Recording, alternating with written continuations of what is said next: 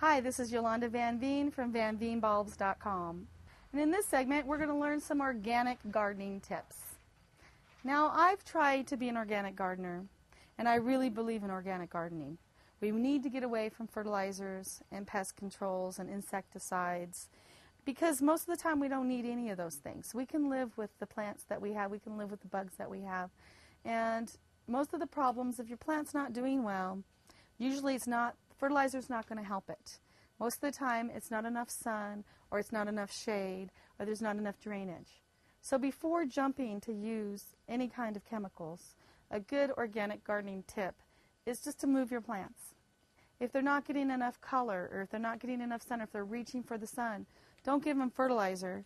Move them to a sunnier spot, or add some compost on top of them. Give them some more nutrition.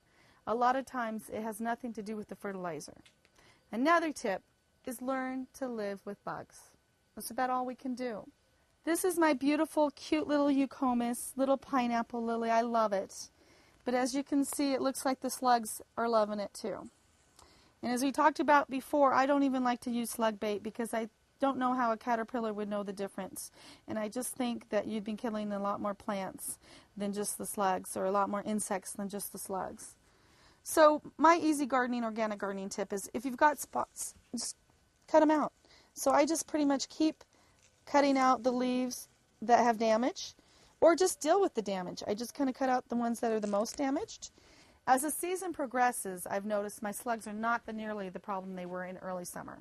So if I keep cutting out a lot of the leaves that are damaged by the slugs, eventually they do grow nice, luscious leaves.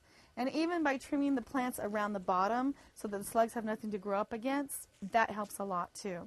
Putting a layer of bark dust, I found, makes all the difference, or some compost, or just selecting plants that don't seem to be affected so much by the slugs. So there's a lot of plants that'll do well without chemicals and a lot without fertilizers, without insecticides. So it's kind of a learning experience. So go out, pick a bunch of plants, let them grow naturally. The ones that are having the worst time, kick them out, and invite more of the plants that are doing well in your yard without chemicals. And you'll find you'll have a gorgeous garden organically.